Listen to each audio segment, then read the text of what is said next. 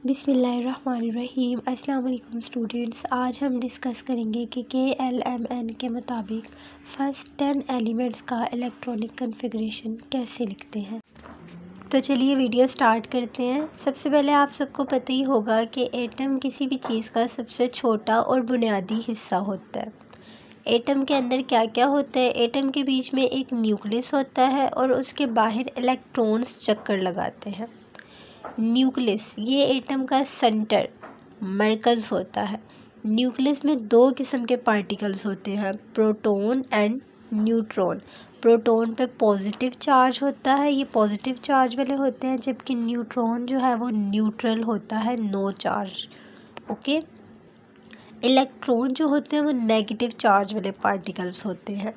ये न्यूक्लियस के बाहर डिफरेंट पाथ, शेल या ऑर्बिट्स में बहुत तेज़ी से घूमते हैं। तो प्यारे बच्चों, आज हम इसको एक कहानी के ज़रिए समझेंगे, बहुत ही आसान तरीके में। इलेक्ट्रॉन एटम के गिर्द मुख्तलिफ शेल्स या कमरों में कैसे रहते हैं। तो प्यारे बच्चों, एटम के घर की सैर पर आज हम निकलेंगे, ठीक है, और हम देखेंगे कि एटम के पास क्या क्या है और क्या क्या नहीं है। हर एटम का एक न्यूक्लियस होता है, मरकज़ा जिसको उर्दू में कहते हैं। उसको हम समझ लेते हैं कि उसका वो बेडरूम है जहाँ पे प्रोटॉन और न्यूट्रॉन सोते हैं, और उस घर के बाहर इलेक्ट्रॉन होते हैं जो हमारे घर के बाहर के कमरे हैं। आज हम उन्हीं बाहर के कमरों के बारे में पढ़ेंगे। जिस तरह हमारे घर में मुख्तलिफ़ कमरे होते हैं, जैसे ड्राइंग रूम, किचन, बेडरूम, ऐसे ही एटम के घर में भी इलेक्ट्रॉन के लिए कमरे होते हैं जिन्हें शेल कहते हैं। पहला कमरा के शेल, ये सबसे करीब और सबसे छोटा कमरा है। यहाँ सिर्फ 2 इलेक्ट्रॉन रह सकते हैं। दूसरा कमरा एल शेल, ये थोड़ा बड़ा कमरा है, यहाँ 8 इलेक्ट्रॉन रह सकते हैं। तीसरा कमरा एम शेल, ये और भी बड़ा कमरा है और यहाँ 18 इलेक्ट्रॉन रह सकते हैं। और इस तरह ये हिसाब चलता रहता है, एन शेल में 32 एंड सो ऑन। इसका जो दूसरा कायदा है वो है इनर मोस्ट शेल आर फिल्स। सबसे पहले आपने अंदरूनी जो शेल है, अंदर वाले जो शेल हैं उनको फिल करना है। पहले कमरे को पहले भरो। जब पहला कमरा पूरा भर जाए तब ही इलेक्ट्रॉन दूसरे कमरे में जाएंगे, ठीक है। के फिल होगा तो फिर एल में, एल फिल होगा तो एम में, एम फिल होगा तो एन में। के में ज़्यादा से ज़्यादा हम 2 इलेक्ट्रॉन रख सकते हैं। 2 के बाद जो इलेक्ट्रॉन बचेंगे वो एल में जाएंगे। अगर एल में 9 इलेक्ट्रॉन है तो ऑटोमेटिकली एक जो है वो एम में चला जाएगा। यानी फॉर एग्ज़ाम्पल अगर हमारे पास 11 इलेक्ट्रॉन है टोटल, तो हमारे पास 2 के में, 8 एल में और 1 एम में। ये आगे जब हम करेंगे तो हमें एग्ज़ाम्पल से बहुत अच्छे से इस रूल नंबर 2 की समझ आ जाएगी। नेक्स्ट हमारे पास है rule number 3। Outer most shell can not have more than 8 electrons until inner shells are fill. उन्होंने आपको क्या बोला कि आप बैरूनी शेल में 8 से ज़्यादा इलेक्ट्रॉन नहीं हो सकते। अब बैरूनी शेल कौन सा है? बैरूनी शेल है N shell, M shell, N shell. इसमें आप 8 से ज़्यादा इलेक्ट्रॉन नहीं रख सकते जब तक अंदरूनी शेल पूरी तरह नहीं भर जाए। अब ऐसा तो नहीं है ना कि आपने के में 1 रख दिया जबकि के में 2 की गुंजाइश थी, आपने के में 1 रख दिया। अब एल में पूरे 8 इलेक्ट्रॉन की गुंजाइश है और आप एल में 6 रख देते हो और फिर फ़ौरन से आगे एम में भाग जाते हो, तो इस तरह ये गलत कंसीडर किया जाएगा, ठीक है। तो बैरूनी शेल में 8 से ज़्यादा इलेक्ट्रॉन नहीं हो सकते जब तक अंदरूनी शेल पूरी तरह ना भर जाए, ठीक है।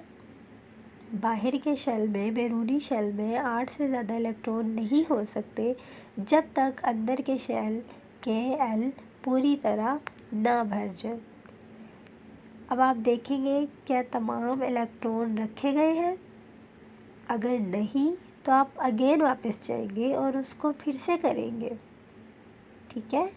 और अगर यस, हाँ जी, रख दिए हैं, तो फिर आपने ख़त्मी शेल वाइज कॉन्फ़िगरेशन करनी है। फाइनल उसकी शेल वाइज कॉन्फ़िगरेशन करनी है। जैसे कि एग्ज़ाम्पल में के में 2, एल में दूसरे कमरे में 8 आ गए, एम में 3 आ गए, ठीक है। एनीवेज़ अब हम इसको आगे तरतीब वाइज समझेंगे। तो सबसे पहले हम देखेंगे हाइड्रोजन। हाइड्रोजन सबसे पहले इसका एटॉमिक नंबर है 1, तो ये आएगा के शेल में। के शेल में 1 इलेक्ट्रॉन आ जाएगा। नेक्स्ट है हीलियम। हीलियम का एटॉमिक नंबर है 2। हमें पता है कि के शेल में हम ज़्यादा से ज़्यादा कितने इलेक्ट्रॉन रख सकते हैं, 2। तो यहाँ पे के शेल में हमने कितने इलेक्ट्रॉन रख दिए, 2। नेक्स्ट हमारे पास है लिथियम। लिथियम का एटॉमिक नंबर है 3 और इसके के शेल में हम ज़्यादा से ज़्यादा 2 इलेक्ट्रॉन रख सकते हैं, तो के शेल में हमने 2 रखे, जबकि एल शेल में हमने 1 रखा। तो इस तरह हमारे पास टोटल हो गए 3। अब है हमारे पास 4 पे बेरिलियम। इसका एटॉमिक नंबर है 4। इसके के शेल में हमारे पास 2 इलेक्ट्रॉन आएंगे और बाकी के जो 2 बच जाएंगे वो एल में शिफ्ट हो जाएंगे, एल में चले जाएंगे। नेक्स्ट है हमारे पास बोरोन।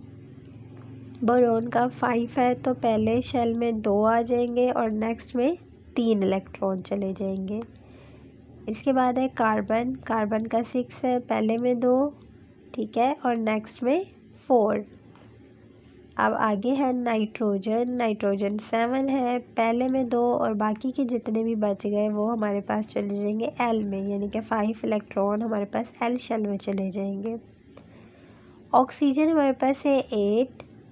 यहाँ पर हमारे पास 2 इलेक्ट्रॉन यहाँ पे आ जाएंगे के में और बाकी के जो 6 बच जाएंगे वो एल में चले जाएंगे। आप देख रहे हैं ना कि एल शेल भी साथ साथ फिल होता जा रहा है। नेक्स्ट हमारे पास है फ्लोरीन।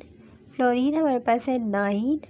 अब 9 में यहाँ पे 2 इलेक्ट्रॉन हम के शेल में रखेंगे और बाकी के जो बच जाएंगे वो हम रखेंगे एल शेल में, ठीक है। 7 इलेक्ट्रॉन जो बाकी के बच गए वो हम एल शेल में रखेंगे, तो 7, 8 और 9, टोटल 9। लास्ट वन है हमारे पास नियोन। नियोन हमारे पास है 10। 10 में 2 इलेक्ट्रॉन हम के शेल में रखेंगे और बाकी के जो हमारे बचेंगे 8 इलेक्ट्रॉन वो हम एल शेल में रख देंगे, ठीक है। तो यहाँ पे हमारे पास कंप्लीट हो जाता है एल शेल भी, ठीक है। नियोन तक आते आते हमारे पास एल शेल भी कंप्लीट हो जाता है। तो ये भी आप देख सकते हैं इलेक्ट्रॉन भरने का आगाज़, पहला, दूसरा, तीसरा, देन फिर इस तरह hydrogen, helium, lithium, beryllium, boron, carbon. आप देख सकते हैं साथ साथ लिखा हुआ है कि के में जो है वो 2 है, एल शेल में हमारे पास 4 है, फिर नाइट्रोजन के में 2, एल में 5 एंड सो ऑन, इस तरह चलता जाएगा, ठीक है। तो ख़ुलासा यही है कि के शेल में हम ज़्यादा से ज़्यादा 2 इलेक्ट्रॉन रख सकते हैं, एल शेल में हम ज़्यादा से ज़्यादा 8 इलेक्ट्रॉन रख सकते हैं। That's it.